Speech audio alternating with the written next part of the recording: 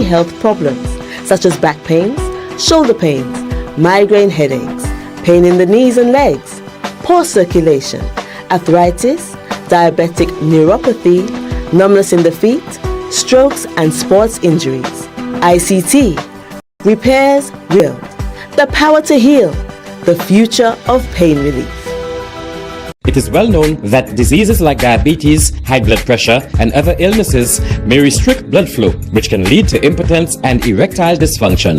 This is why Enhance was formulated to meet these challenging health problems, which can reduce your ability to perform.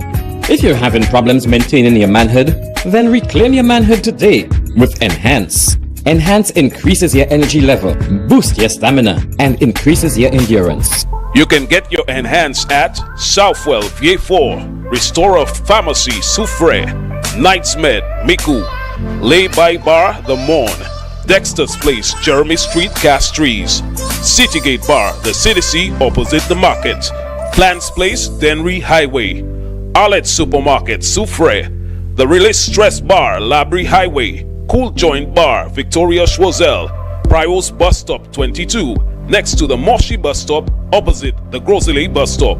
Prios Bar and Grill in Corinth, Grosile. Enhance, the best a man can get. Live streaming has become one of the best ways to connect the funeral of a loved one with friends and family, both local and international. NBC Television will live stream your funerals on television and Facebook at a reasonable rate. With our state-of-the-art equipment, you can be assured that the quality of your funeral will be to your satisfaction. Call our office now and book your obituary and streaming with us. 758-453-7458.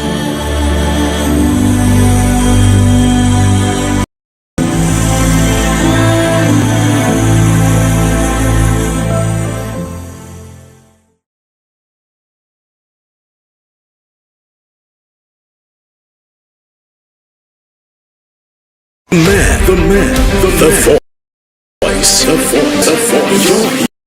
Your hero is back. Raw facts, no fluff. Shelton Daniel is here to deal with big issues. 12:30 p.m. to 2 p.m. Monday to Friday on Real FM.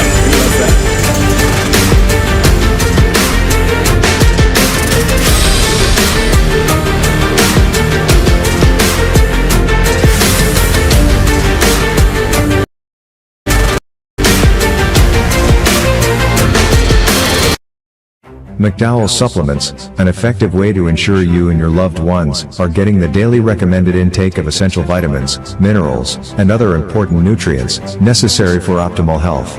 Naturally, we carry an array of health and wellness supplements. McDowell's Immune Booster enhances your body's defense to fight colds and flu, boosts your immune system, prevents viruses and other airborne diseases. McDowell's Colon Cleanser prevents constipation, helps in removing toxins from the colon, detoxifies the body, and regulates your bowel movements.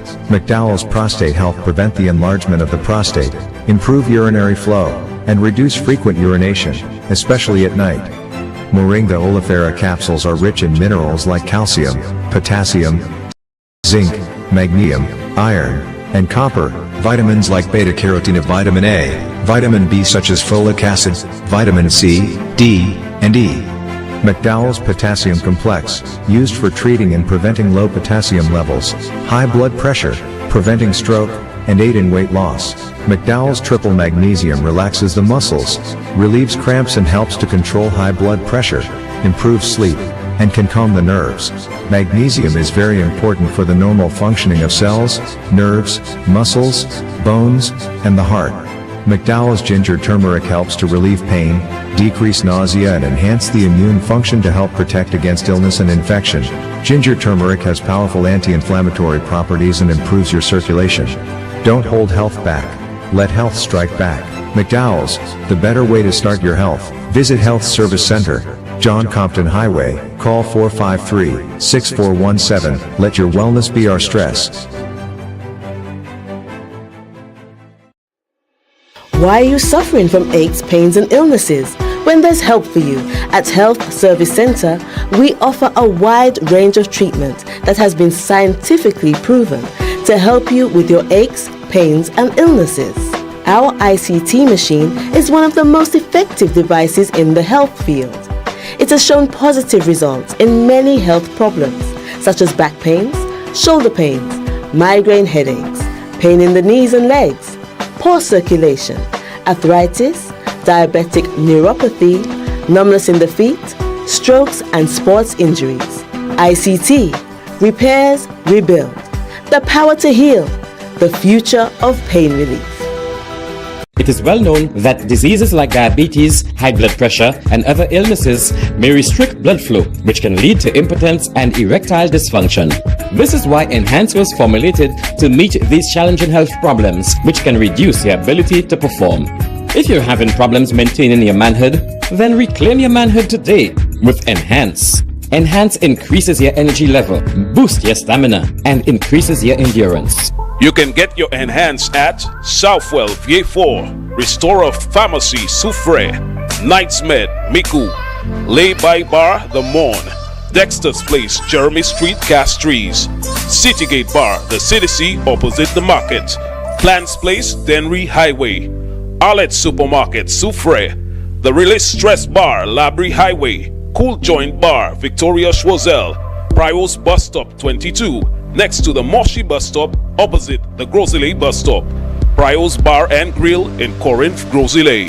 Enhance, the best a man can get.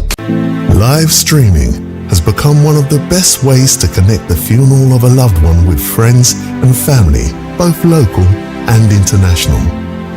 NBC Television will live stream your funerals on television and Facebook at a reasonable rate. With our state-of-the-art equipment, you can be assured that the quality of your funeral will be to your satisfaction. Call our office now and book your obituary and streaming with us. 758-453-7458.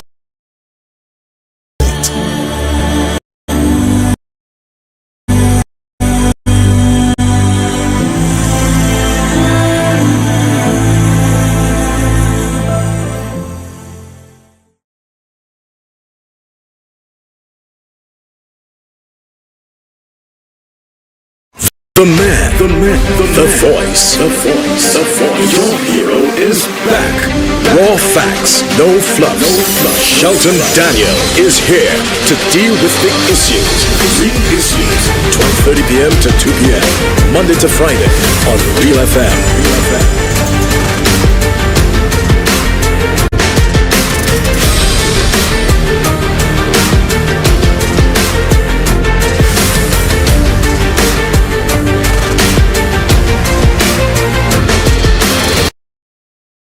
McDowell Supplement.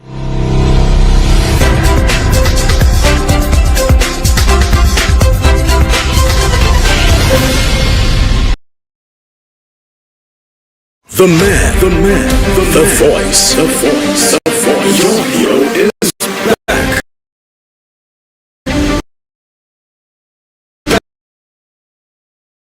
Raw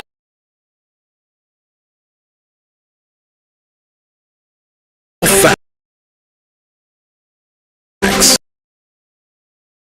no fluffs. Shelton Daniel Making any predictions, but this clearly here to deal with big issues. 12:30 p.m. to 2 p.m. Monday to Friday. And I know that you do too. I just want more of you to love it in a deeper way, in a more constant and consistent way. And as we say, wheresoever you may roam, but for the most part, it's about when you are within its shores, do everything that you can to demonstrate in a sustainable, in a tangible way, in a measurable way, in an effective way, your love for this country. It is the will of God that you are in it, that you were born here, that you have your nativity, that your navel is buried in this country, or if you came to settle here, that you have citizenship, whether you married a St. Lucian or whatever it is. But here you are, even as a visitor, a tourist, demonstrate some love, some regard for this country, and don't ever think that it's not worth it. The easiest thing is to take for granted that with which we are most familiar. What is it they say about familiarity? It breeds contempt. Never let that happen to you with regard to St. Lucia. I tell you, this country is a beautiful place to be. It is a blessed place to be. And you are a blessed person, if for nothing else, just for being in this country, of this country. Believe it, practice it.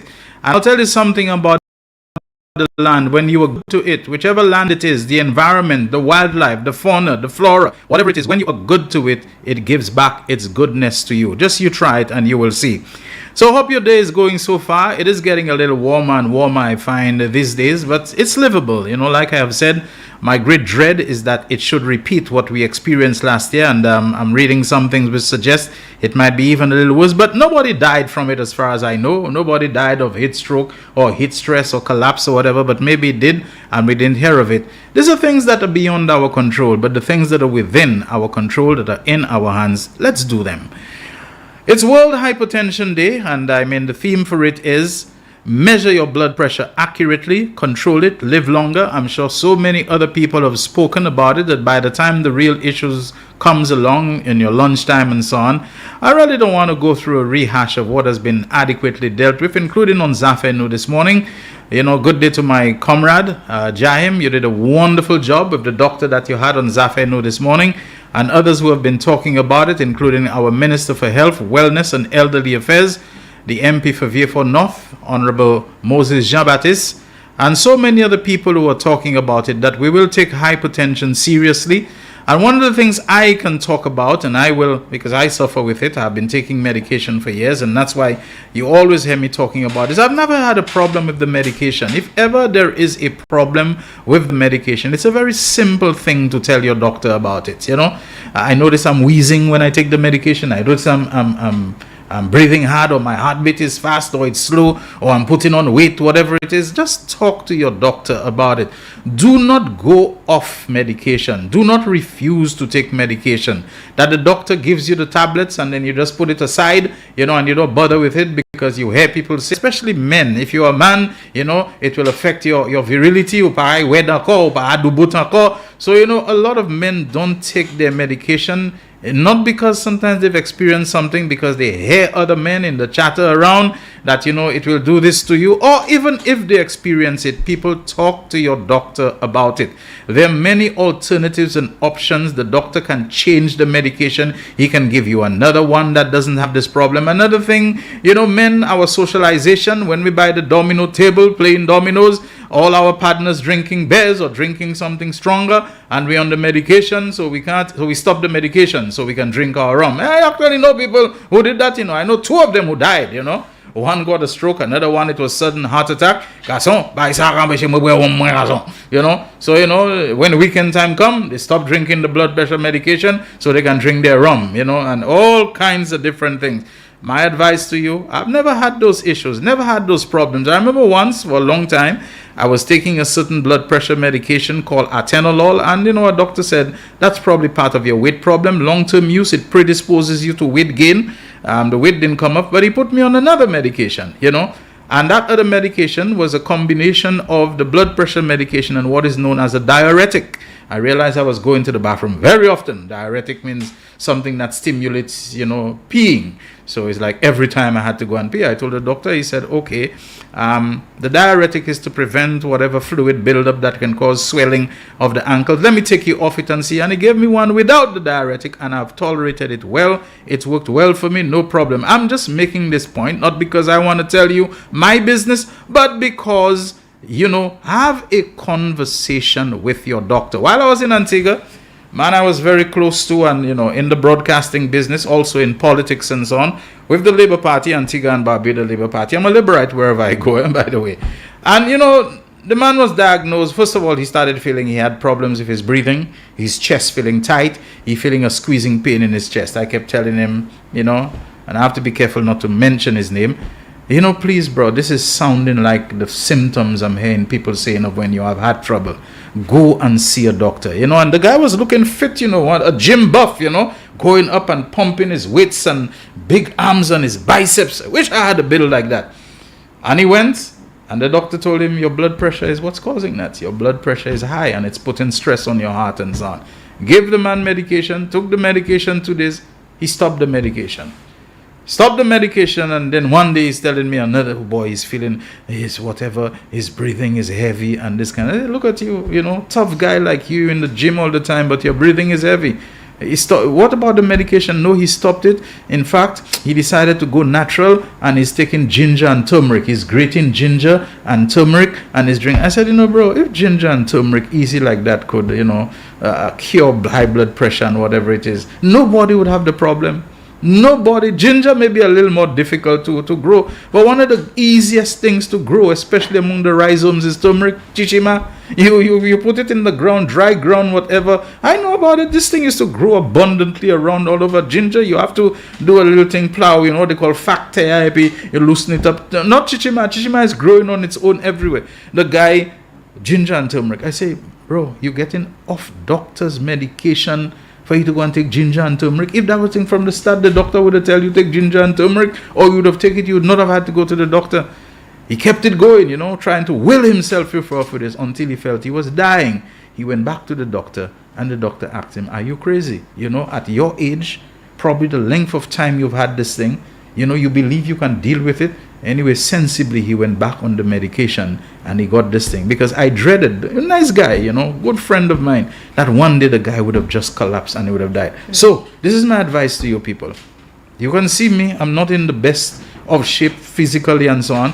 But all of the issues about virility and this and that, I don't suffer with breathlessness and palpitation. I'm not saying it's not going to come, you know. But when you see a doctor, which you should, and he gives you medication, conform to the regimen of medication you are doing. And if you feel something that should not be, talk to your doctor. Don't make those decisions for yourself. High blood pressure, as it is said, it can be affecting you and you have no symptoms whatsoever. You don't feel, or you still do something, you don't associate it with it, and then it throws you down. Okay, enough of that. I have a guest today. Always welcome the Communications Director of the governing St. Lucia Labour Party, Senator Lissa Jawari. Always a very busy person, but so much things to say these days. I'm going to hand over to her. Good afternoon to you, Senator, and nice to have you with us once again. Good afternoon, Shelton. Good afternoon, St. Lucia, those in the diaspora, those listening online, on radio, on television, on Facebook, the usual suspects. If I start to mention names, Shelton, I know I may leave some out and I won't hear the end of it. But good afternoon to the usual supporters of the real issues. Today, I really want to have a conversation with you, Shelton. And, you know, perhaps with the people of St. Lucia, those who are interested in calling in to share their views as well. And for those who will not call in, to get some very important information on some current issues circulating the media. I've always said that I believe this SLP administration is doing very well. I truly believe that Honorable Philip J. Pierre, for the decades that he has served as a parliamentarian and in cabinets, has pretty much acquired knowledge, skills, experience to be able to formulate policies today that will benefit people across the board. But with Honorable Philip J. Pierre doing the best that he can, with the little that he has, there will always be a group of persons with their own agenda. We've accepted our country is very partisan, almost split down the middle, in terms of people's political affiliation. They're constitutional rights, though, and I respect that. But what I find issue with is lies, disinformation. I won't say misinformation, because misinformation could be mistakenly shared. But disinformation is a deliberate thing. The deliberate intention to mislead. I have a serious problem with that. And so it's not a situation of we have to respond to everything UWP says, but for critical policies and programs that require a little more elucidation and information, supporting information, it's important for us to debunk and it's important for us to share. And that's what we want to talk about, Shelton. And of course, go back to the good stuff. I want to start off with the Halls of Justice project. It's been in the media for some time that the United Workers' Party put out a press release with a lot of lies. Number one lie was that there was a secret sword turning ceremony. I cannot understand how you can have a secret sword turning ceremony in the capital of St. Lucia, Castries. And the capital of Castries, people will say it's Marsha, but for today we'll say it's Constitution Park. The one place in Castries where you will find the most persons congregate at one point in time is Constitution Park. That day in particular, there was an activity in the main area, and so the government waited for that activity to be complete before they moved on to the sword turning. There was a tent, there were dignitaries. The public was invited to have a look. A lot of persons who were passing by stopped. The media was there. There were no flaps on the tent barricading people, no barricades, no caution tape, nothing, no police Extensive barriers. coverage. This thing got extensive coverage and was very elaborately and exhaustively reported upon, including by a minister of government who happens to be a talk show host and so on. There you go. Yes. Now the thing about it is, how can it be a secret sword turning when it was in plain view? The other lie was that the media was not invited. Now, whoever released that video recently, hats off to you. That is what you call war room tactics, debunking at its best. Almost immediately when the UWP put that out, somebody created a video that showed every single media house carrying that story the night, carrying that story in time for the midday news, and even the following day and the following week, including persons who you may argue or say support the agenda of the United Workers' Party. These persons also admit that their reporters were present to carry this activity. Another lie which was pushed out by the United Workers' Party, and particularly by their deputy leader, Guy Joseph, who spoke. He said that there was no information put out on the Halls of Justice project, and so he had to go online and get some information from a Trinidadian online paper. Now, Shelton, I always say, when I come here to speak to people, I come with facts. So everybody can go back and check what I say, because I know it's very important and very risky when we make certain comments online. Some people don't believe that, but I believe that. So I'm very careful what I say. Guy Joseph went on to say that the news outlet was the only source of information, and spoke of a $60-something million US project. Prime Minister Honorable Philip J. Pierre, in his appropriations bill, said that the Halls of Justice project is expected to cost US $54 million. Government is not going to borrow for the Halls of Justice. Government is not guaranteeing a loan for anyone to build the Halls of Justice, but is under a bolt arrangement where NH will build and ensure everything is complete and then hand over to the government and people of St. Lucia. And the cost also includes fixtures, doors, cupboards, every single thing you will need for a completed Halls of Justice will be delivered, right? They said no consultation has taken place. That is not true. The National Trust was engaged because this is the city of Castries. As you know, there's a lot of history in our city, and so it was very important for the government to go about the direction of engaging the National Trust in particular. We cannot say the same for the United Workers' Party, because Alan Chasney woke up one day, Shelton, and decided to break down, bulldoze, mash up, demolish custody suites, causing a strain on the backs of the men and women of the Royal St. Lucia Police Force. I do not understand why anyone will take issue with justice, with swift justice. Prime Minister, when he came into office, one of the first things he passed in his budget was the Swift Justice Project, which at the time allowed for $1 million to be pumped into working on cases to reduce the backlog of cases, etc., etc. We are fully aware of the legal term that justice denied is justice denied. People have to go all over the place to get documents, all over the place to government services to get legal governmental support. Why can't it be held all in one place? reducing the strain on public service. We already know the cost of bus, the time it will take. You take your time out of work. You only have 1 hour for lunch if you can't make before or after work. I cannot understand how this will be an inconvenience. But temporary inconvenience would be that environmental study, which is currently commissioned, will give the government, the necessary authorities, etc., an idea of how to divert traffic. Because at the end of the day, it might be a bit uncomfortable to start off with, but the end goal is for the benefit of the people of St. Lucia.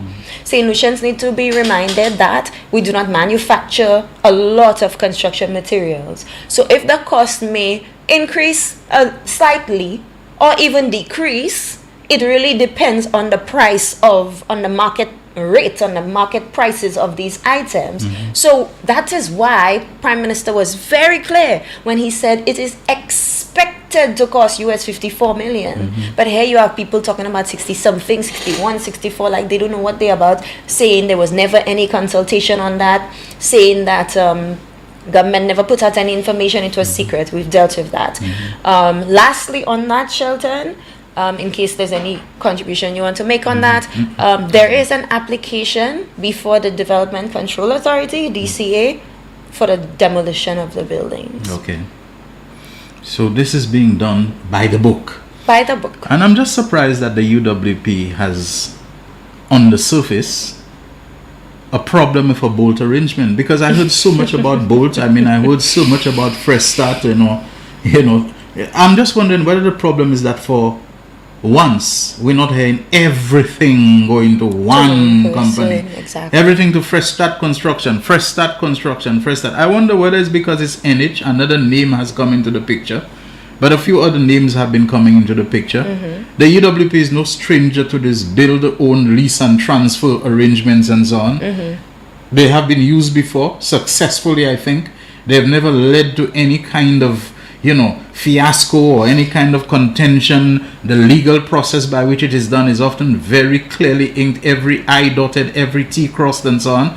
And these are reputable companies. NH, Norway's Holds, they have a very, a strong footprint of great integrity and efficacy and efficiency in our country and so on. So I don't think there's much that needs to be said about this. As a matter of fact, I'm wondering if that is not a ploy. You do something that you cause people to talk about a lot, so that it keeps you at the center of attention and so on, and maybe some of what you are alleging will probably stick. So, yeah, and that's why it's important to debunk, but also to move on, Shelton. So for the benefit of those who were not too familiar with the facts surrounding the project, we've presented them now. Another thing, Shelton, the ports.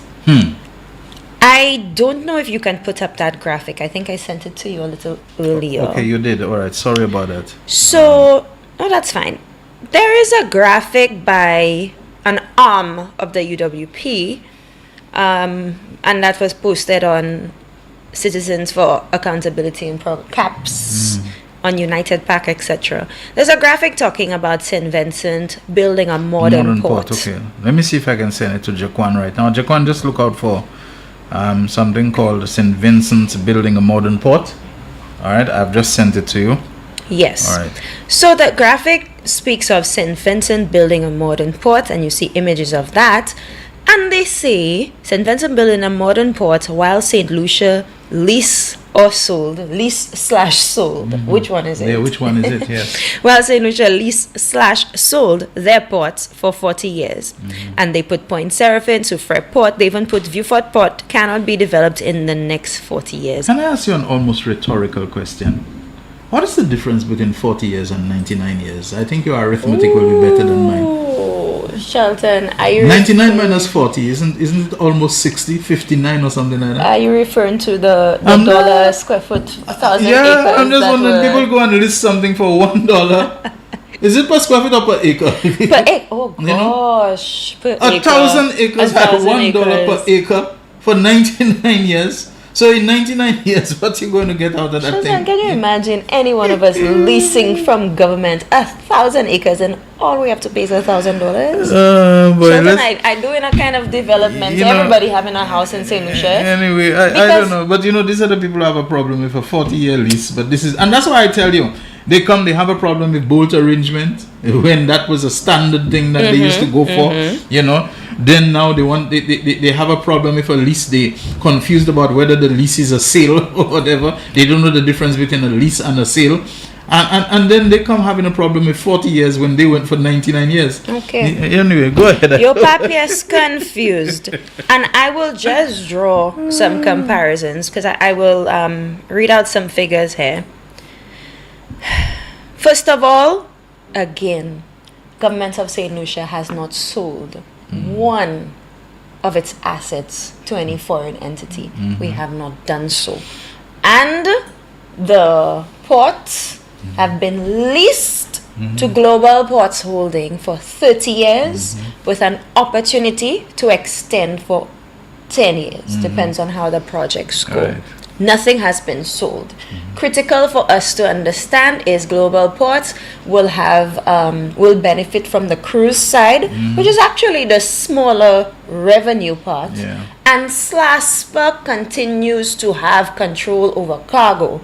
SLASPA continues to have control. SLASPA's employees will either continue to work with them or be filtered into this new project. And apart from being given a lease and a contract to operate and manage the port, as you have said, the cruise side of the port, Global Port Holding has also been contracted now to engage in port development upgrades, in building and upgrading the port and doing a whole lot of things. Now, if you don't have money to pay them, how do they get the money for what they're doing? First of all, they're managing it, they're operating it.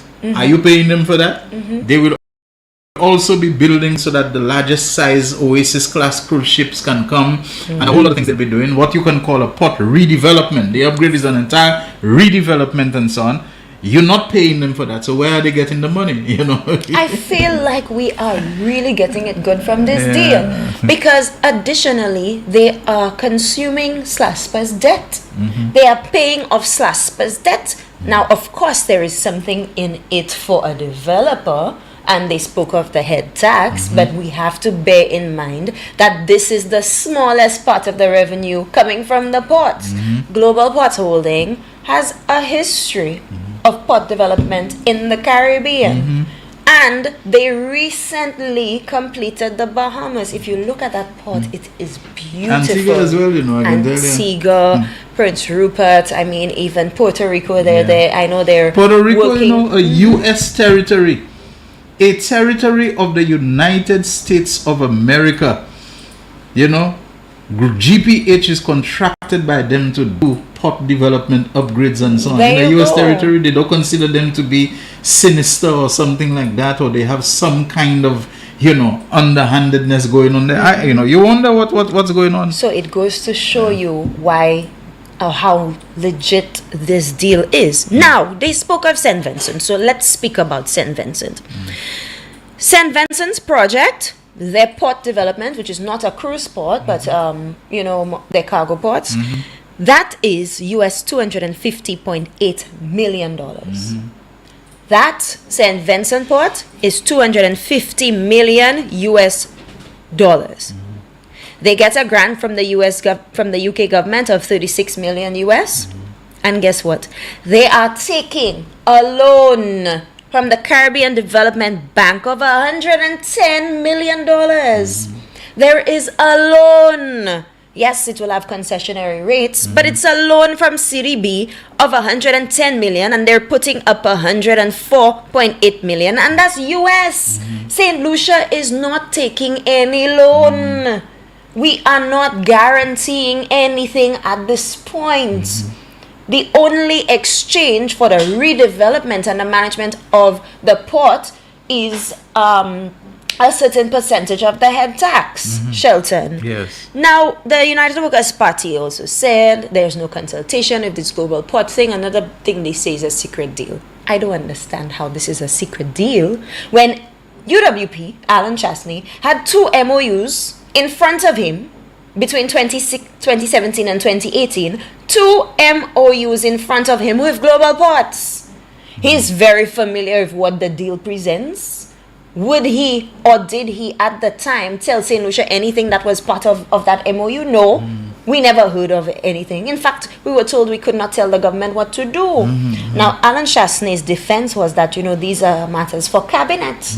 So now the cap is on the other head or the shoes on the other foot. It's not a matter of... I just don't understand the hypocrisy.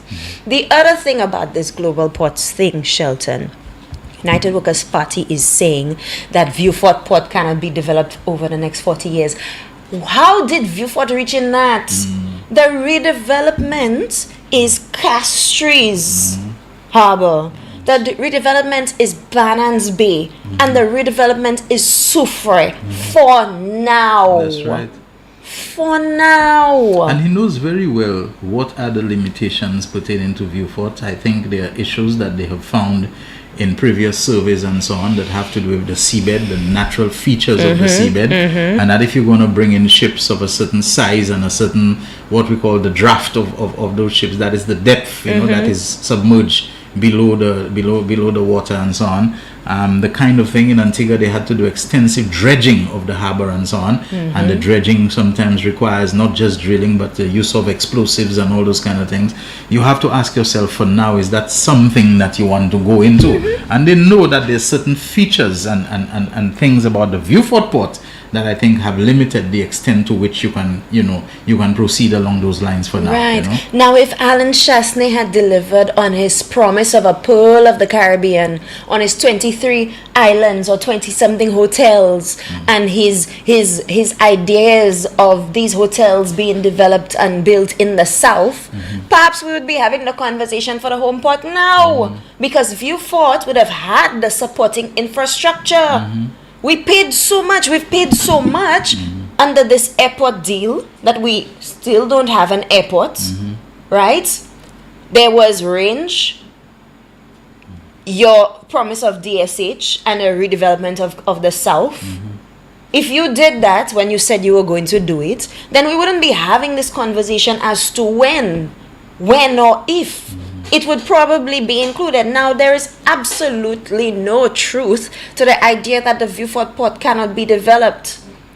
Global Ports has come out publicly and say that they would like first rights, meaning after they are, perhaps underway with the development in Castries, the economic activities there, money is flowing in the country, will have the financial support and the backing to be able to develop the Vieux-Fort Port. And Prime Minister and the Minister for Investment have said that if there is some investor who would like to come to our country and do the home port, the doors of conversations are wide open. Right. It is wide open. So today, global ports can say, okay, we have gotten additional financing, we want to tackle that. Another cruise line or another investor can come and say, Vieux-Fort, we want to do this, we want to do that. And not only that too, with the St. Vincent development taking place now, you never know how this may open up vistas of opportunity for transshipment across a very narrow, a short channel, between St. Vincent and St. Lucia. In other words, a lot of things, the whole tourism onward, going and so on can now become something that is a bigger opportunity for Vieux-Fort and for St. Lucia and all of that. So, you see development not only within a bubble of one country. We are a whole archipelago of islands, and what is happening in another island can say, hey, this will make the Vieux-Fort thing more viable now, a ferry service regular between Vieux-Fort and St. Vincent and so on, because now the porting in St. Vincent is now being upgraded to accommodate a whole lot of other things, And look, now we got news of vessels being able to do intra-regional travel. So, the various infrastructure is being put in place. It's not as quickly as, of course, the people would like, but and so we have to put to bed these mistruths and that disinformation that the people of Vieux-Fort will not benefit. That is absolutely false. And there has been consultation on the project, and like what UWP has said, There's been consultation with the St. Lucia Hotel and Tourism Authority, the Chamber of Commerce, the Taxi Drivers Association, the Vendors Association. These will be impacted by cash trees.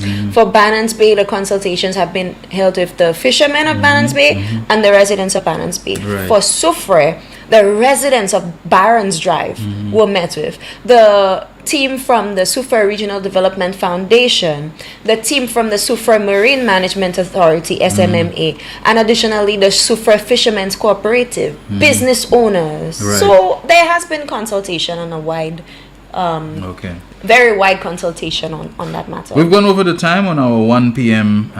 Ad break. Let's take it right now. When we come back, other areas of discussion. Maybe you want to go into things like the minimum wage and so on. I think this would be very interesting, and as they are important. Real Issues with me, Shelton Daniel. My guest, Senator Lisa Jawahir, will be back shortly. The man.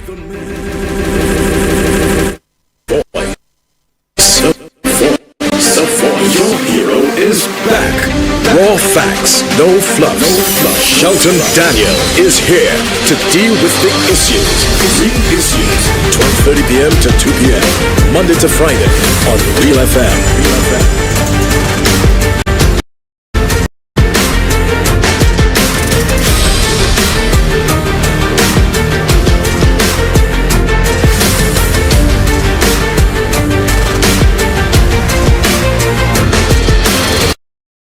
McDowell supplements, an effective way to ensure you and your loved ones are getting the daily recommended intake of essential vitamins, minerals, and other important nutrients necessary for optimal health. Naturally, we carry an array of health and wellness supplements. McDowell's Immune Booster enhances your body's defense to fight colds and flu, boosts your immune system, prevents viruses and other airborne diseases. McDowell's Colon Cleanser prevents constipation, helps in removing toxins from the colon, detoxifies the body, and regulates your bowel movements. McDowell's Prostate Health prevent the enlargement of the prostate, improve urinary flow, and reduce frequent urination, especially at night. Moringa oleifera capsules are rich in minerals like calcium, potassium, zinc, magnesium, iron, and copper, vitamins like beta-carotene of vitamin A, vitamin B such as folic acid, vitamin C, D, and E. McDowell's Potassium Complex, used for treating and preventing low potassium levels, high blood pressure, preventing stroke, and aid in weight loss. McDowell's Triple Magnesium relaxes the muscles, relieves cramps and helps to control high blood pressure, improves sleep, and can calm the nerves. Magnesium is very important for the normal functioning of cells, nerves, muscles, bones, and the heart. McDowell's Ginger Turmeric helps to relieve pain, decrease nausea and enhance the immune function to help protect against illness and infection. Ginger turmeric has powerful anti-inflammatory properties and improves your circulation. Don't hold health back. Let health strike back. McDowell's, the better way to start your health. Visit Health Service Center, John Compton Highway, call 453-6417. Let your wellness be our stress.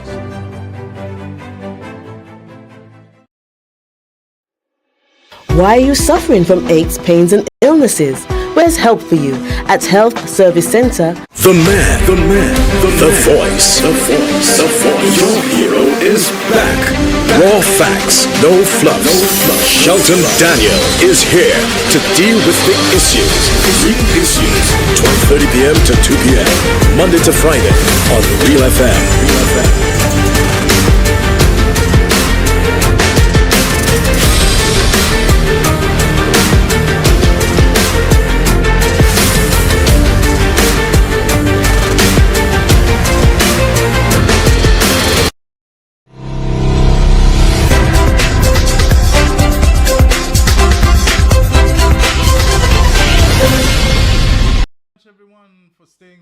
The man, 17th of May 2024.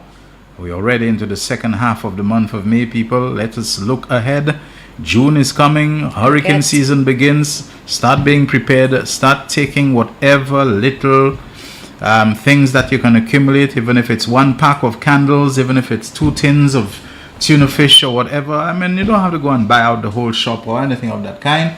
But just begin to make your preparations, because we never know whether even before 1st of June something may not develop. Don't be caught out. Don't be caught unprepared, don't be taken unawares and so on. We have to be prepared. We are old enough in this thing in terms of our experiences with it. Lisa Jawahari, the SLP Communications Director, is here with us. And minimum wage, people seem to be very excited, about the announcement that is due to come on the 1st of August, Emancipation Day. Shelton, I'm very excited. And I was very excited when I saw the Gazette come out on the 17th. Well, it came out yesterday, May 16th, sorry. I think critical for us to understand is that this is a draft. The reason why it was sent out as a draft is because we're legally obligated to have consultation on this matter, a matter that will impact the lives of the majority, if not all, St. Lucians. We must have consultation on it. And I'm very proud of this government to put out information to allow for discourse, to allow for recommendations, to allow for maybe complaints, to allow for suggestions, because we know it can never be a one-size-fits-all, but it is certainly better than what exists today. In 2009, well, in 2001, under the Kenny Anthony administration, SLP was in power at the time, Minimum Wage Commission was given the mandate to get the information. UWP came into office, and in 2009 there was a recommendation by the United Workers' Party for a minimum wage of $750. Alan Chasney came back into office 2016. I was not aware. I never received that information. I'm not sure if it ever happened, Shelton, or if you are familiar with it, or as to whether Alan Chasney commissioned the minimum wage committee or had a suggestion. I think that was commissioned in 2009. So you just do the check on who was in office in 2009. They won an election in 2006 December. So in 2009, who was in office at the time? And as far as I know, in 2009, Alan Chasney would have been a minister via the Senate in the cabinet, and Stephenson King would have been the prime minister at that time. Yes. So UWP did have a proposal of $750 at the time. This time around, the man Philip JP proposes a minimum wage, and that minimum wage, according to him, he didn't wake up one day and decide on it, Shelton. PM always says trust the science. People always laugh, people always think it's funny, but there is method behind it. It's about economics. It's about what they call the actuarial, science and so on, that you check, the inflation, and you adjust for, the changes in prices and cost of living and all those kind of things that you do. Yes. Remember, he's an accountant and an economist. Exactly. And so in as much as he would provide oversight and support and direction, a minimum wage committee was commissioned. And that committee was commissioned, according to the Labor Act, to do some research on several sectors and come up with, and based on economic factors, global challenges, etc., come up with a minimum wage. That is being proposed as $1,126 compared to $750 proposed at the time. Today, what is proposed, St. Lucia, is $1,126. Now, the order reads, I think it's important for us to read it. It's very short. I'll be very quick. In exercise of the power conferred under Section 68 of the Labor Act, Cap 16.04, the minister responsible for labor makes these orders, and the citation is, this order may be cited as the Labor or Minimum Wage Order 2024. And the minimum wage proposed, 1, subject to subsection 2, the minimum wage is A, $1,126 per month, or B, $6.50 per hour. Point 2 here states, and that is very important for us, the minimum wage does not include the remuneration that an employee is entitled to, such as payment for overtime, share of service charge, commission, bonus, or profit sharing. So the 1,126 is not inclusive of that. So on top of the 1,126, you're entitled to your overtime, you're entitled to your service charge, commission, bonus, profit sharing. And it says, comments or objections should be addressed to the chairperson of the Minimum and Equal Wages Commission, the Department of Labor, Barnard Hill Castries. And the request is that it reaches them no later than Thursday, 6th of June, 2024. All right, so this is the time for them to really put their heads into it. Don't just stay grumbling and quarreling. Say buksa, tayo kafe, yourself si munsa fordly, say buksa, say chwe ukai chwe piya, and this and that and the other. Now is the time to engage, Engage. You have misgivings, you have complaints, you have disagreements. Get them through the channels where they can be considered, where they can be dealt with, where they can be taken into account. We too like to gripe and bellyache after something has already been settled and signed and sealed and delivered and so on. Get into the process. Get into it through your organization, whether it is Small Business Association, whether it is Chamber of Commerce, whether it is, Hotel and Tourism Association, whatever it is. Get involved in the process and tell your government your thoughts on that. It does not mean it will end up being 1,126. It's not a done deal. It's a draft. Yes. And so that is why I'm really proud that the government has put this out there to get the feedback. I see Alan Chasney all over social media asking people. I see some people responded on Twitter, and I think it's important for us to hear what people are saying. I think it's important for us to hear what they're saying. So Twitter, which is filled with young people, he's asking, let's have a discussion. What do you think is an acceptable, livable minimum wage? Somebody said, no, we're not having a discussion. Somebody tell him how you reach here. Another person say, where was this gumption when your party was in power? Somebody else said, why didn't you try to implement one during your term? Why you didn't complete St. Jude during your term? Why is your only solution to unemployment more hotels? Let's discuss these things first, please. And another person said, so why you didn't propose it when you were in power? You were too busy checking for your rich friends and expatriates. Well, this is the feedback of persons online, and this is the feedback of the young people.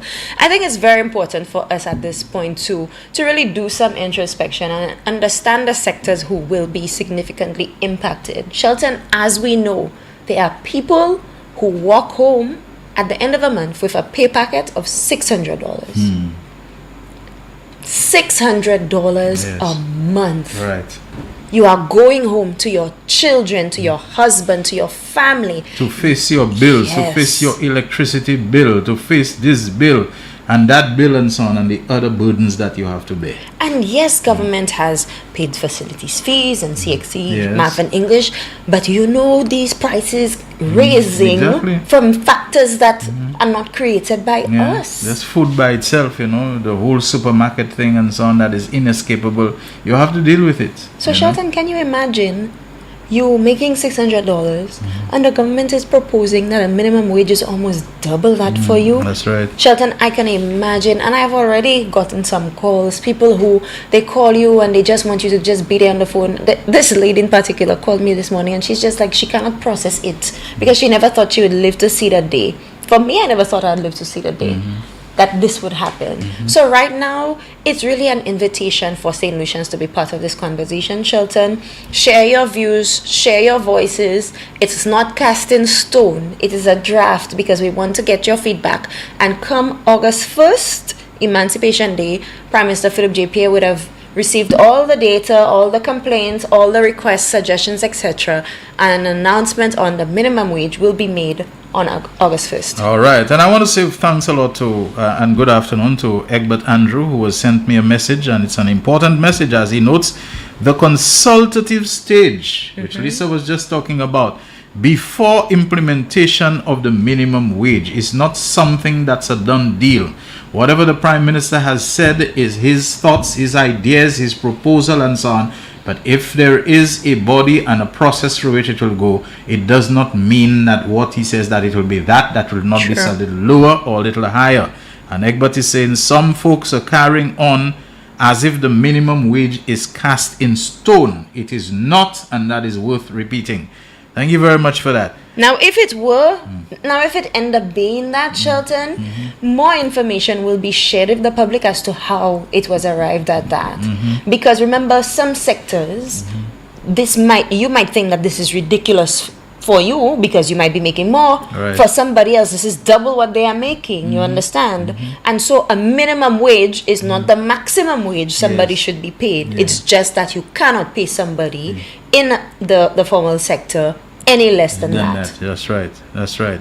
So people have a little bit of breathing space. People who, if that comes out to be, those who have been waiting to exhale will be able to exhale a little more freely and a little more relaxed and so on than the eye. Doesn't mean solve all your problems. It doesn't mean it will take away all hardship and challenge and so on. But at least it will allow you to breathe a little easier and so on. We'll still have to watch our budgeting, our spending, our saving, a whole lot of things. But at least you will have a breather.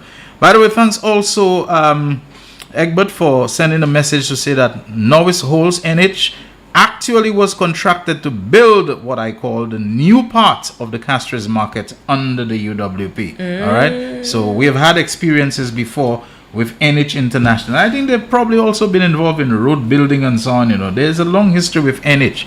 They were very highly regarded. Good afternoon to you, Mr. Victor.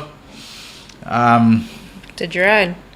Why am I forgetting his second name? Mr. Victor Girard, who said, so sad the media at the UWP press conference doesn't challenge them with their lies, or at the end of reporting on the conference state categorically the local media was present at the sword turning ceremony, and that is with reference to the halls of justice. I think NBC actually came out in the news article the night of the press conference stating that this was not the case. And Jaiman Yadi had on their program a collection of all the different media houses that reported, you know, on this and so on. So they actually did a total demolition job on that lie.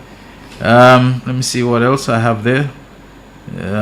Miguel Favre, thank you very much. He says Richard announced the night before on his show. I even called Rihanna the next morning to find out if he was going to be there. What he's saying, before that Halls of Justice sword turning ceremony, Honorable Richard Frederick, his program was the night before. So how did they know? And he did, you know, preview that and so on. So I don't know, this whole thing about no consultation and whatever. I guess you have to say something.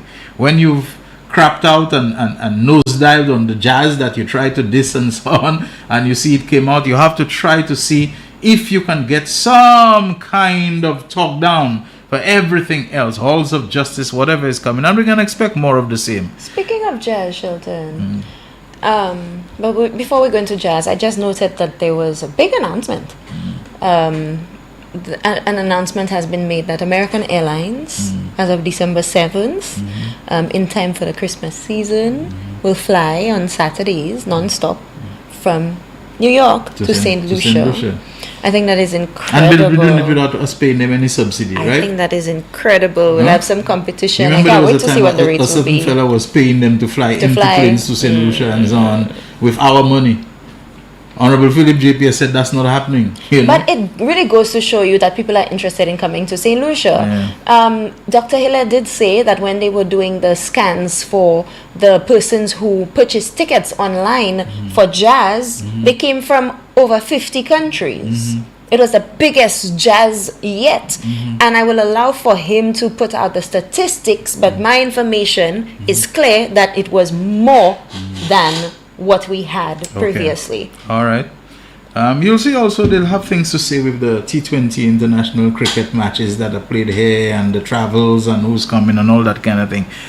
Hi Shelton, I'm excited about the halls of justice and the minimum wage. Please remind my PM and the Ministry of Sports we need another swimming pool.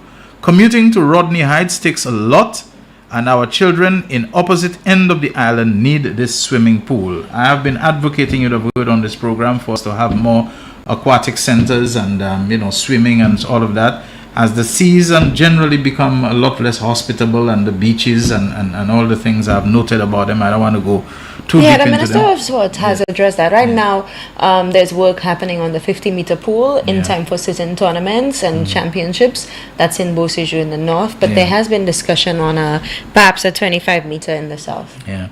In terms of the commuting to the north, it doesn't have to be Rodney Heights. I mean, once you go in north, once you leave the Shock roundabout, especially the little plateau at the top where Top of the World is and so on, where the old Sunset Motors going down, past the Corinth Junction into Maris Hill. To me, once you hit that area, northbound or southbound, worse in one direction, depending on what time of the day it is, it becomes a colossal waste of time. But we know some of the reasons for it. We know who is a culprit in compounding and exacerbating the reasons. It's one of those things that we expect this year of infrastructure will be dealt with. Heavy traffic is one of the fallouts of development and progress and increasing population, but it is a lot worse than it should be. And we hope it will be dealt with, because you are right, it's a colossal waste of time. Let's take our final commercial break, and when we come back, we'll have the phone lines open for your calls and for your messages. Don't go away. The voice. Your hero is back. Raw facts, no fluff. Shelton Daniel is here to deal with the issues. Real issues. 12:30 p.m. to 2 p.m. Monday to Friday on Real FM.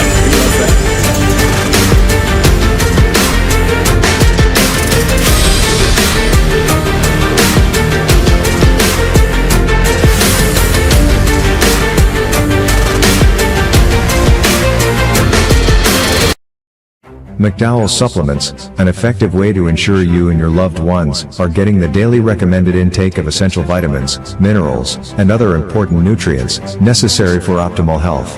Naturally, we carry an array of health and wellness supplements. McDowell's Immune Booster enhances your body's defense to fight colds and flu, boosts your immune system, prevents viruses and other airborne diseases. McDowell's Colon Cleanser prevents constipation, helps in removing toxins from the colon, detoxifies the body, and regulates your bowel movements. McDowell's Prostate Health prevent the enlargement of the prostate, improve urinary flow, and reduce frequent urination, especially at night.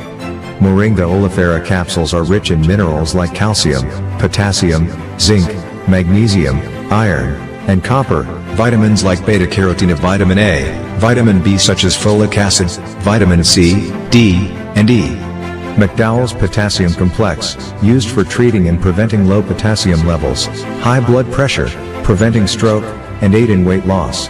McDowell's Triple Magnesium relaxes the muscles, relieves cramps and helps to control high blood pressure, improves sleep, and can calm the nerves. Magnesium is very important for the normal functioning of cells, nerves, muscles, bones, and the heart. McDowell's Ginger Turmeric helps to relieve pain, decrease nausea and enhance the immune function to help protect against illness and infection. Ginger turmeric has powerful anti-inflammatory properties and improves your circulation. Don't hold health back. Let health strike back. McDowell's, the better way to start your health. Visit Health Service Center, John Compton Highway. Call 453-6417. Let your wellness be our stress. Why are you suffering from aches, pains, and illnesses? When there's help for you. At Health Service Center, we offer a wide range of treatment that has been scientifically proven to help you with your aches, pains, and illnesses. Our ICT machine is one of the most effective devices in the health field. It has shown positive results in many health problems, such as back pains, shoulder pains, migraine headaches, pain in the knees and legs, poor circulation, arthritis, diabetic neuropathy, numbness in the feet, strokes and sports injuries. ICT, repairs, rebuild. The power to heal, the future of pain relief. Live streaming has become one of the best ways to connect the funeral of a loved one with friends and family, both local and international. NBC Television will live stream your funerals on television and Facebook at a reasonable rate. With our state-of-the-art equipment, you can be assured that the quality of your funeral will be to your satisfaction. Call our office now and book your obituary and streaming with us. 758-453-7458.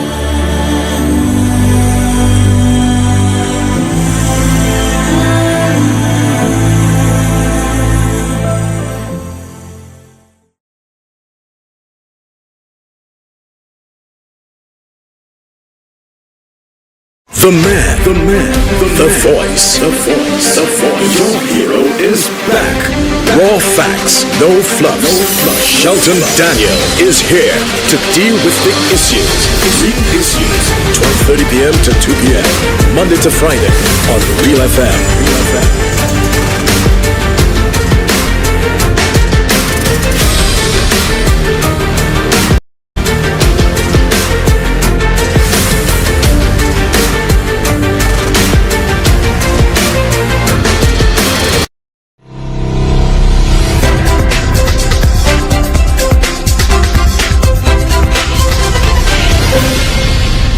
Just our final program. The man.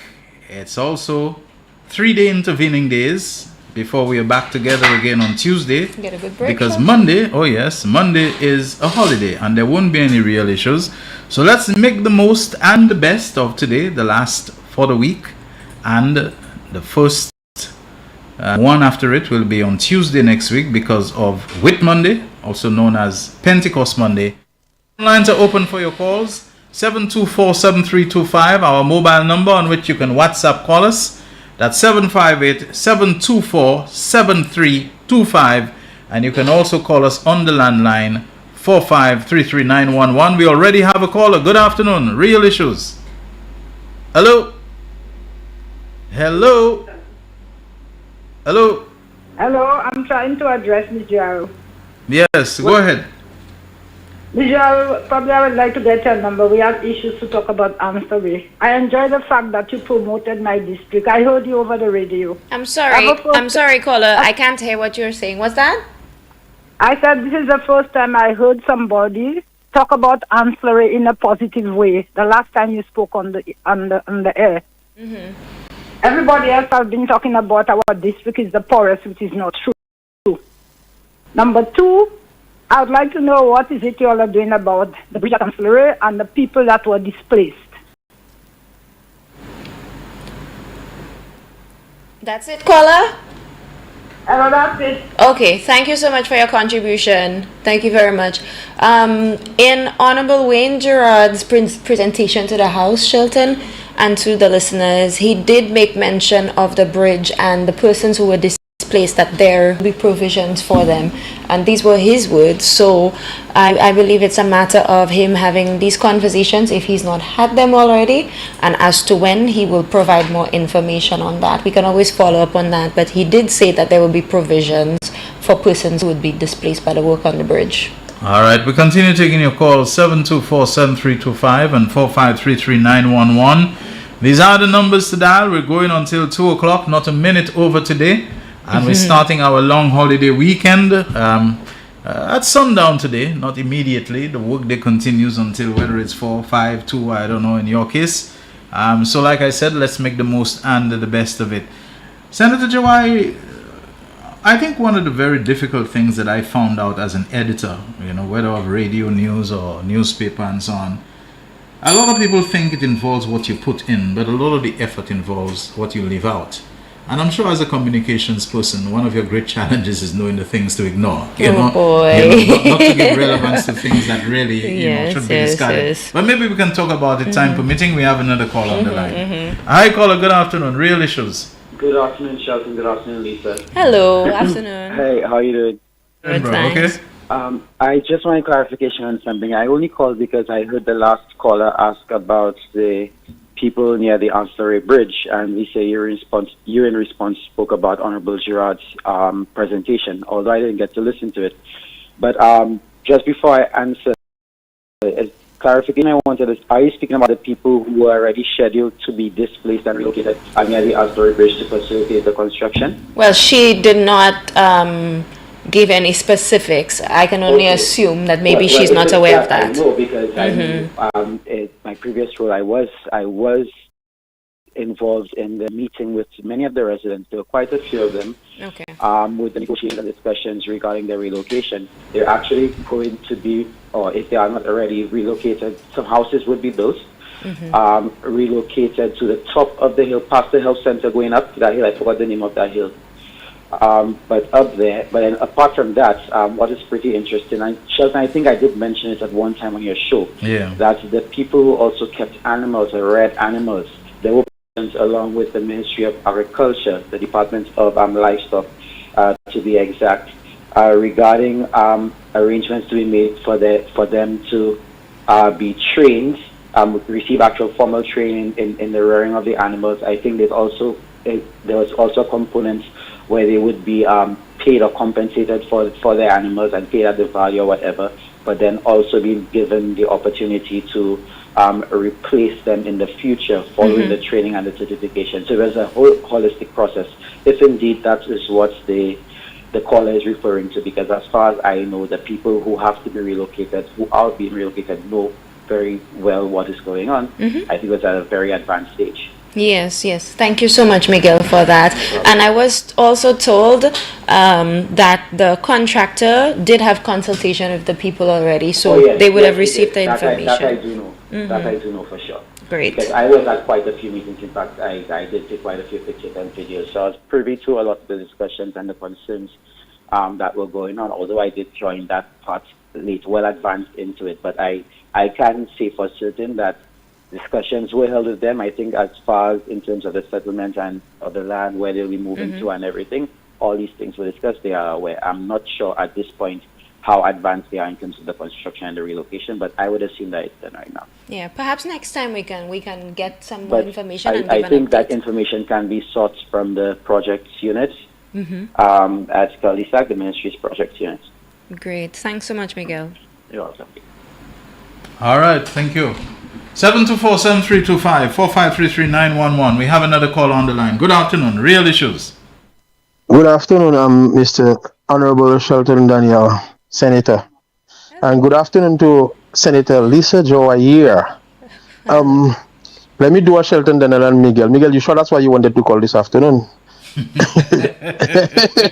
Next time, get the order right. Apart from ladies first, you always acknowledge the regular senator, before the temporary one, okay? And plus the regular senator is a female, so ladies first, get things in the right order, Deacon. Soon to be pastor. That's why Shelton. Without them at Deacon, no lie. Anyway, Senator, let me ask you a question. I was listening to the last sitting of the House you all had, and there was a back and forth kind of I wouldn't say it was a confrontation, but there was a back and forth between the leader of government business and the opposition Senator Dominic Fede about the fishing aggregate device. To my recollection, there was only one person before becoming a minister who gave fishermen the fads, and that was Honorable Emma Hippolyte, who gave Soufre fishermen fads. But I heard the leader of the opposition government business in the Senate said that he took his money and as if he bought a whole load of fads for the ancillary canneries fishermen. And I didn't really hear anybody challenge him because apparently because the leader of government business did not want to go for a back and forth with him. He kind of came to it a bit, but I really want to find out how many of these fads did Senator Dominic Fede gave to ancillary canneries, or is that true at all? Now that is for him to prove, because when he said so, because when the leader of government business stood and said that, he stood up and he said that's not true. So we tell him, but we can't just take your word for it. This is information from the fishers. So if that is not true, come out and bring out the information. Now, the opposition is given some leeway in the Senate to get additional time. Since they're not in government, they're given additional time to get information. But caller, you are right. Since that was said, I've never seen UWP or anybody on the opposition side put out any information to say that is not true. So it's either he's unable to substantiate it or they just don't see it as something important. But that's for them to debunk. That's for them to come out and say well, whether the it's thing true is, I understand that is for them to debunk. You see, the thing is, they usually want to take us to the cleaners with their lies when they want to propagate their lies and the mistruths and as the leader always say, half truths and whatnot. But sometimes these fellas come with a few things in the Senate or in the House, and we let it slide, and nobody take them to task with it. Oh well, and we did respond to it, Paula. We did respond to it there. Okay. Yes. All right. So I just wanted to be sure of that, because I know, for all I know, was only Honorable Emma Hippolyte, who gave Soufriere fishing aggregate device. Anyway, have a good afternoon, Senator Lisa Joy here, and the Honorable Senator Bernard, before you Shelton go, Daniel. before you go, let me ask you this. Is a FAD, the fish aggregating device, is it of standard construction? Because many years ago, the then Chief Fisheries Officer, I think it was Von Charles, we were having a conversation and he told me, FADs are not all that complicated. You tie a piece of wood with this or whatever that and a little float and you put it there and it causes fish sometimes to congregate around it because, it's convenient for them for shelter, for laying eggs, for a whole lot of different reasons they gather around it and so on. So I'm saying, what's a big deal about FAD that somebody has to come and take in? No, but you see, the thing about it, Shelton, is that, they're not a whole ton construction or a whole heap of construction but the thing is, the ones that they're doing now, because it's less like you used to head a fisherman say, Poisson-Bois. Poisson-Bois could have been an old fridge, the fish follow. You see, they follow it because, as you said, they congregate around it because they would find food there, they would find a lot of things. Or they used to say they're going to see with pie banan. You see, they used to put it in places where, so it was not a whole, but the ones that they do these days, it's just like giving a bread or putting a can. It's not a whole construction, but it is more up to date now. It is more standard that it could be placed there and stay there. Okay. That's the difference. You see, and it costs a little money these days to put them. It's not like for a boy just going through the sea and the fish following. I don't think Von Charles was saying that this is what they use. I think he was saying that the concept of a fish aggregating device is something that you put in the water that causes fish basically to aggregate as they say in that area. So I'm just wondering, Dominic Fede, who I understand has a rafting business or whatever, whether that's where he got the idea from, whether he was using some rafts or some raft prototypes to make FADs or what. I don't know. It's just sounding to me like something to come up. Because as far as I'm concerned, FAD isn't a new concept, It's not a new concept. It's just that it's more technical now. I mean, one can basically explain if he's listening, and one day probably have the chance to do so. It's more that it's a little more updated, a little more stable than before. But the way the man spoke as if he spends ton of money from his pocket to put these things, Yeah, so that's basically what I was asking. Well, I don't know what happened to the FADs. I don't know if when they lost election that they went with it, because he said he took his own money to do it, so I don't know. We have not seen it, caller. We don't even know where it is. So okay, thank you very much. Thank you. 724-7325. You can WhatsApp call us on that, as Bernard did, I'm sure.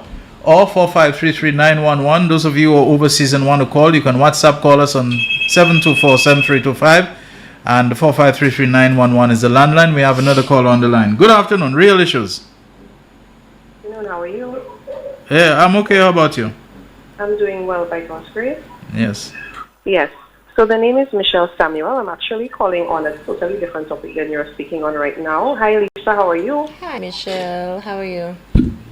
I'm holding on by God's grace. I just wanted to sort of mention something on air, if that's okay with you, an opportunity that I wanted to share with the general public. I'm having some great difficulty having this information shared within the network, so I just wanted to make sure that as many people as possible hear about it as possible. Is that okay? Yeah, Michelle, just for some context, Shelton, Michelle runs a non-profit. She usually gets funding for business incubator ideas. She works with USAID. She works with different organizations. She's a social activist in St. Lucia. Right. Okay, Michelle, go ahead. Thank you so very much, Shelton. So, Lisa, what I actually have to share is a very similar program to what we spoke of a few years ago, Entrepreneurship World Cup. It is back and it is live again, and it is open for persons to apply. The deadline is July 1st, and we want as many persons as possible to apply for this competition. The national competition is part of the biggest pitch competition in the world, and we basically are looking for the best of the best St. Lucian talent. So our theme for this year is building a sustainable and green economy through innovation and social entrepreneurship. So if your business or venture is anywhere along that fits along the lines of the theme, you are welcome to apply. As long as your business has been in operation for 10 years or younger, you are eligible. And we are looking for, again, as many St. Lucians as possible. It is an open merit-based competition. And at the finals, we will choose our winner, who will then move on to Saudi Arabia to represent us in Riyadh. So again, looking forward to having persons apply. If you want any information, you can reach out to me.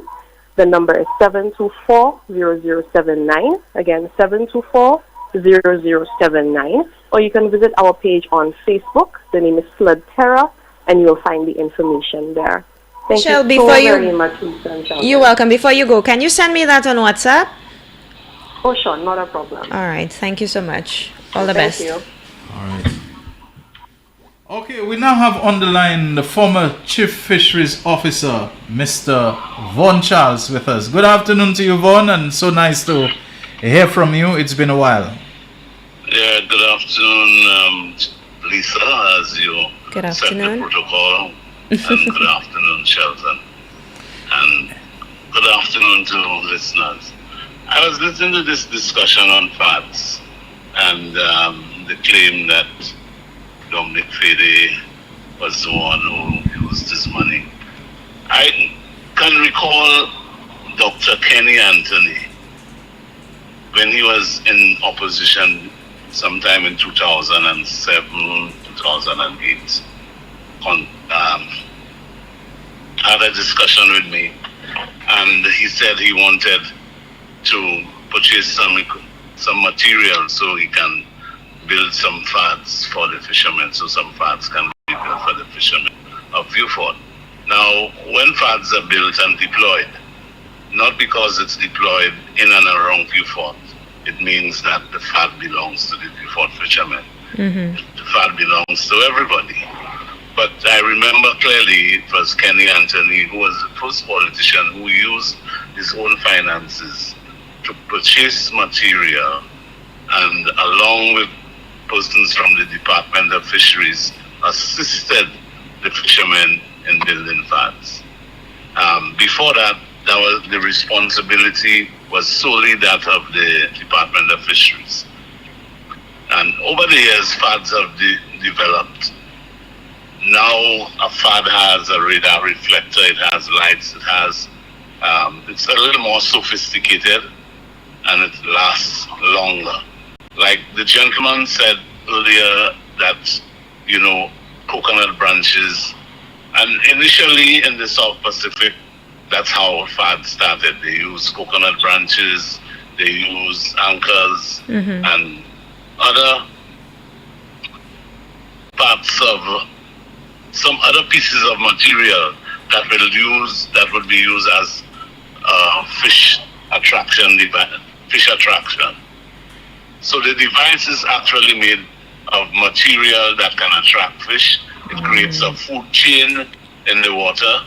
You have the nutrients like phytoplankton, zooplankton, then the small fish, the smaller fish, the small fish, and the big fish, the biggest fish, and so on. So it's like a food chain in the water column. It's anchored on the seabed, and it attracts migratory fish.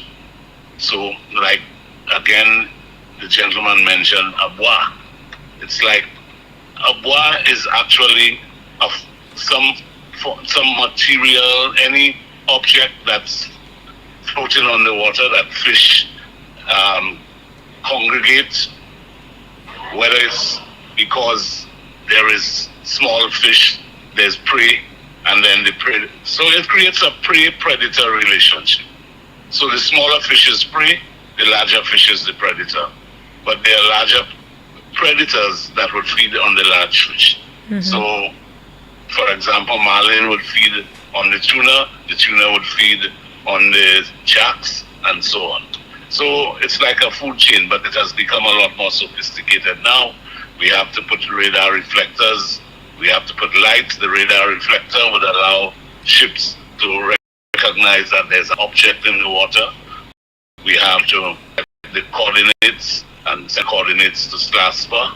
SLASPA would approve of it and then put a notice to mariners that there are these objects in the water. There are programs now through the initiatives of the government, through funding agencies, the World Bank, and also some resources from local revenue that were used to purchase material and build the fads in collaboration with fishermen and fishermen's cooperatives, and they're deployed by the Department of Fisheries in the various waters around the island, like Dennery.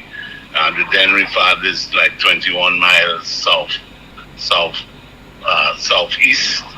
The Miku one is about 31 miles off the bank.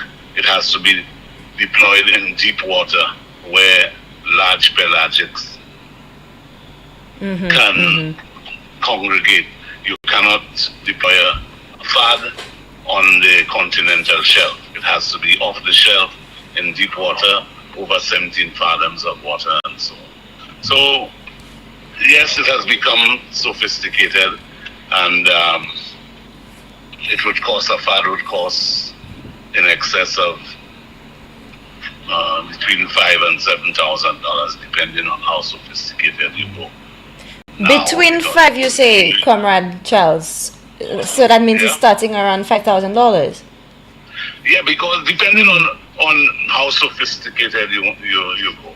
I mean, somebody could build a fad with material using indigenous material, using plastic bottles and so on, as a float to allow the upper part of it to float. But that wouldn't last very long now.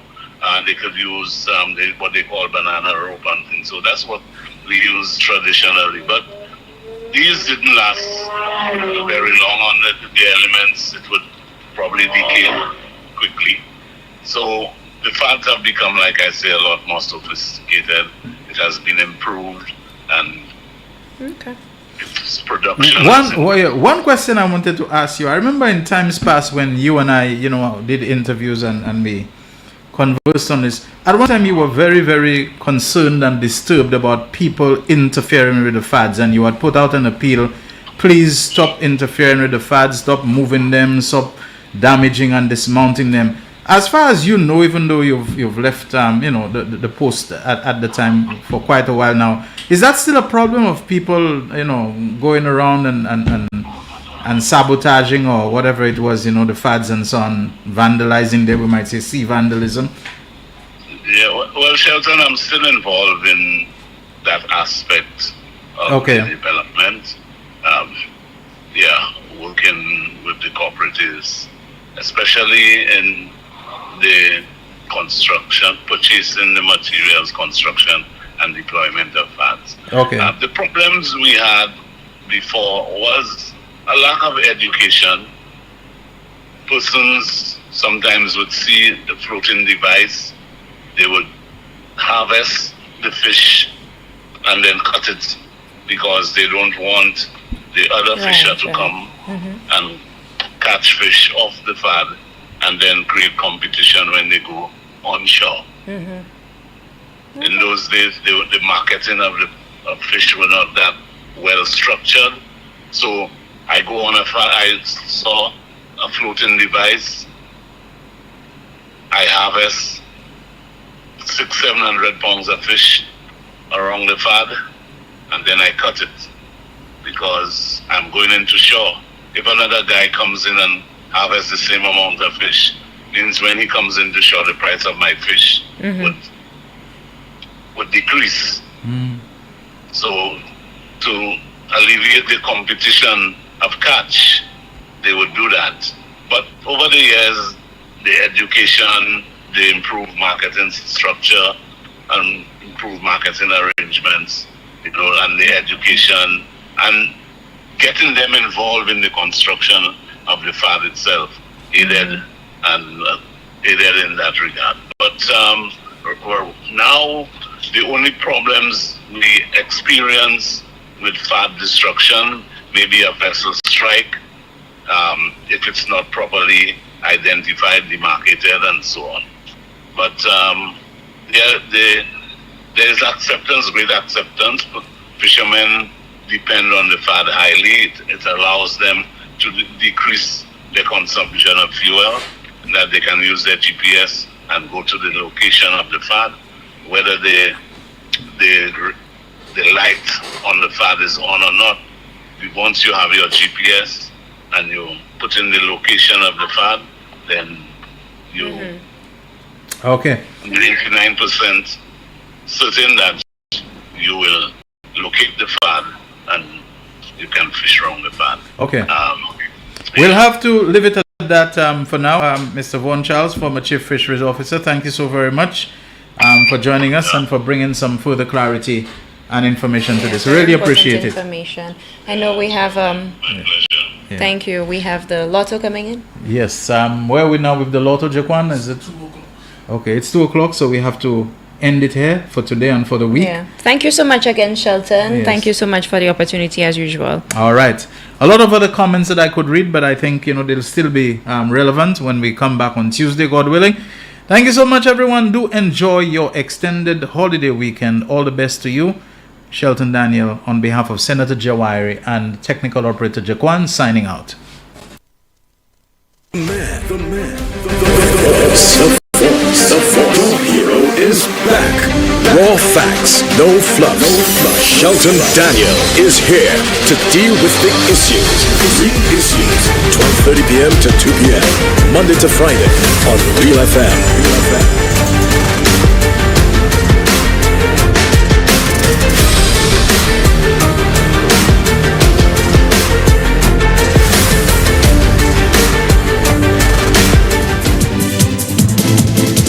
The winning numbers for the midday draw of Friday, 17th May 2024 were double daily grand 2, 4, 13, 18. Big 4, 8, 6, 6, 0. Big 4 multi-X FP. Pick 2, 6, 6. Pick 2 multi-X 2X. 1 off 4, 0, 1. Lucky 3, 7, 0, lucky 3 multi-X 2X.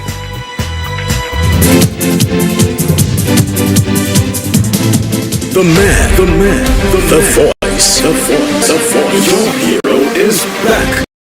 Raw facts, no fluff.